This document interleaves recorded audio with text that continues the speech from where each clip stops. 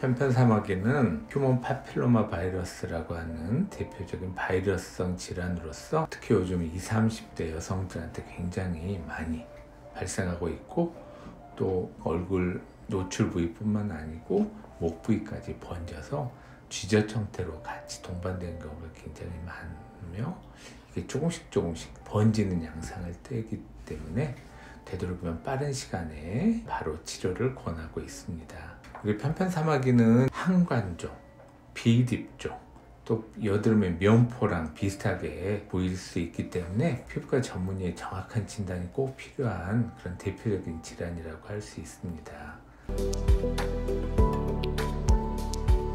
편편사마귀 치료를 보면 대표적인 치료가 이제 이산화탄소 레이저라고 하는 CO2 레이저 병원들이 있고, 또 어비움이라고 하는 피부를 좀 깎아내는 레이저를 하는 병원들도 꽤 많은 걸로, 또 혈관 레이저를 이용해서 치료하는 병원들도 볼 수가 있습니다. 저희가 치료한 경험에 의하면 이산화탄소 레이저, CO2 레이저가 가장 재발률이 적고, 또 이런 치료의 장점이 치료 당일만 좀 세안이나 화장을 좀 피하면 그 다음 날부터 바로 화장이나 세안이 가능한 일상생활의 불편함을 최소화할 수 있는 그런 대표적인 치료라고 할 수 있고요.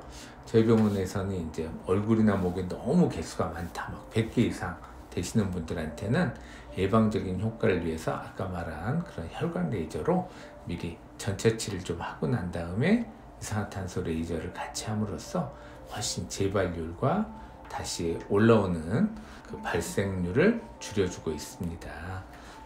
제가 이렇게 이제 다른 레이저들에 관심을 갖게 된 계기가, 다른 전 병원에서 어비움 레이저를 가지고 이제 치료하고 나서 온 얼굴을 그 듀오돈 같은 재생 테이프를 붙이고 난 다음에 접촉 피부염이 생겨가지고 오시는 환자가 있었는데, 이렇게 이제 어비움으로 치료한 경우는 온 얼굴에 테이프를 붙이고 일주일 정도 일상생활에 지장도 있고, 또 접촉 피부염 같은 그런 문제가 생기는 경우도 많기 때문에 제가 볼 때는 어비움 약 치료보다는 저희가 하고 있는 이산화탄소 레이저가 훨씬 치료 효과나 환자분의 그런 편리성 면에서도 좋은 방법인 것 같고, 또 저희 병원에서 100개 이상 이렇게 많이 하다 보면 틀림없이 빠지는 것도 있고요. 또 그 사이에 조금 다시 올라오는 것도 있어요. 얼마 전에 어느 환자분은 2개월 전에 다른 병원에서 치료를 했는데 남아있다고 해서 이제 오신 분들이 있습니다. 그래서 저희 병원에서는 치료하고 나서 한 달 정도 후에 다시 한번 체크를 하고 남아있는 거나 올라온 걸 다시 한번 치료를 하는 2차 치료를 병원에서 같이 하고 있기 때문에 훨씬 환자분들의 치료 만족도가 좋은 것 같습니다. 이제 편편사마귀 치료를 간단하게들 생각하는데 부작용이 없는 치료는 없어요. 이런 치료도 그 색소 침착 작용이 다른 치료 못지않게 많이 생깁니다. 그런 예방하는 그런 방법도 이제 저희가 치료를 하다 보면 그런 위험성이 높은 환자들이 보여요. 그럴 땐 저희가 그런 걸 예방하는 먹는 약이라던가 예방하는 연고 같은 걸 사용을 함으로써 발생을 최소화하기 위해서 노력하고 있습니다. 그게 저희 병원의 그런 편편사마귀 치료의 그런 특징이고 장점이라고 할 수 있습니다. 물론 그 정확한 진단을 하는 게 가장 중요하겠죠. 여드름 면포라던가 아니면 비립종, 항관종 이런 것과 구분하기가 쉽지 않은 경우가 굉장히 많습니다. 그래서 저희가 그 더모스코피라고 하는 전문 피부과 진단 기구를 이용해서 정확한 진단을 하는 게 굉장히 중요해요.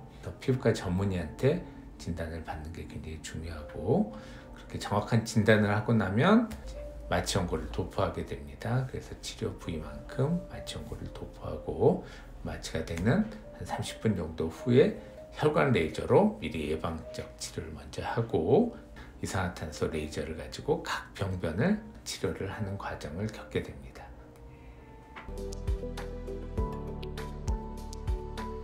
첫 번째, 시술이 많이 아픈가요? 저희가 마취 연고를 바르면 통증은 거의 없고요. 물론 이제 통증이라는 게 개인 차이가 좀 있기 때문에 가끔은 좀 아파하시는 분들이 있습니다. 그런 경우는 마취 시간을 보통 30분보다 훨씬 더 오래 마취를 함으로써 그런 통증을 많이 낮추게 되고요. 간혹 가다가 이제 그 마취가 덜 된 부위나 마취를 빠뜨린 부위가 이렇게 시술할 때 통증을 느낄 수 있어서 그럴 땐 스프레이 마취를 가지고 그런 통증을 낮추는 치료 과정을 같이 겪게 됩니다. 편편사막의 제일 문제는 재발이 굉장히 잘 되는 경우가 많다는 겁니다. 그래서 뭐 몇 개 안 되는 경우는 사실 재발된 경우는 그렇게 많지 않은데 뭐 100개 이상이다, 온 몸에 이렇게 있는 경우는 보통 한 2, 3년 정도 되면 그냥 재발돼서 오는 경우가 꽤 많은 것 같아요. 그래서 그런 재발을 억제하기 위해서 우리가 혈관 레이저라던가 아니면 한 달 후에 그 남아있는 걸 2차 치료를 하는 과정을 하는 게 재발의 간격을 최대한 늦추기 위해서 하는 과정이고요. 또 이제 환자분들한테 설명을 드릴 때 이렇게 막 너무 많은 개수가 번질 때까지 사실 그런 경우는 자기가 의식을 못하고 있다거나 신경을 안 쓰고 있기 때문에 이렇게 많이 번져서들 오시는 거거든요. 다시 올라오려고 할 때 초기 상태 이렇게 개수가 많지 않을 때 꼭 병원에 와서 치료를 하라고 이렇게 설명을 드리고 있습니다. 좋습니다. 그럼 가격은 어떻게 책정되나요? 가격이 저희가 보통 하나에 10,000원씩 2번 치료를 한다고 설명을 드리는데 막 100개 이상 되고 뭐 많으신 분들은 굉장히 가격적 부담을 있습니다. 그래서 저희가 이제 상한선을 두고 있어요. 그래서 비용이 100만 원이 상한선으로 해가지고 너무 개수가 많더라도 치료를 주저하시는 분들한테 조금 더 쉽게 치료에 접근할 수 있는 그런 기회를 주고자 노력하고 있습니다. 물론 이제 얼굴하고 목 기준이기 때문에 뭐 겨드랑이에 있다던가 가슴 부위에 사마귀가 동반되어 있는 경우 이제 그런 경우는 저희도 추가 비용을 받고 있습니다. 이게 결국 편편사마귀라고 진단을 해도 결국 치료를 해야 되는 거잖아요. 근데 집에서 이걸 치료할 수 있는 치료 수단은 없습니다.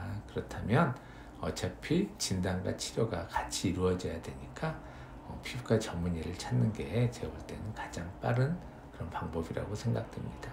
한때 그렇게 목욕탕에서 이제 예전에는 그 세신사분들이 목에 있는 쥐젖을 실이나 머리카락을 이용해서 제거를 하고 그게 잘못돼가지고 염증 반응 때문에 굉장히 고생가지고 오신 분들이 많았거든요. 근데 요즘 그런 분들이 별로 없는 거 봐서는 요즘은 목욕탕에서 그런 건 안 하는 것 같아요. 방금 말한 대로 잘 되면 아무 문제도 없지만 잘못돼서 보기 싫어서 치료했는데 그 잘못돼서 나중에 색소 침착이라던가 그 흉터가 남으면 또 어떻게 그걸 감당하겠습니까? 지금도 보면 이제 목에 있는 쥐젖 이런 걸 너무 레이저를 과하게 한다던가 해서 이렇게 불뚝불뚝 튀어나온 흉터 때문에 병원에 오시는 분들이 가끔 있거든요. 병원에서 치료를 받아도 이러는데 집에서 뭘 한다 이건 그건 아닌 것 같습니다. 주위의 얘기라던가 나름대로에 찾아서 잘못된 그런 선택을 해서 고생을 하시는 경우들은 많은 것 같아서 정확한 그런 피부과 전문의에 의한 진단과 거기에 맞는 치료를 하면 일상생활에 큰 지장도 없고 치료 경과도 좋은데 그런 걸 계기로 저도 유튜브를 이렇게 한번 촬영을 하게 됐습니다. 정확한 지식이 정확한 정보라고 하는 게 워낙 우리가 지금 정보가 많은 세상에 있다 보니까 피부적인 문제에 대한 피부과 전문의의 견해를 이렇게 최우선시하는 것이 제가 볼 때는 그게 가장 그래도 치료의 빠른 길이 아닌가 싶어서 이런 촬영을 하게 되었습니다.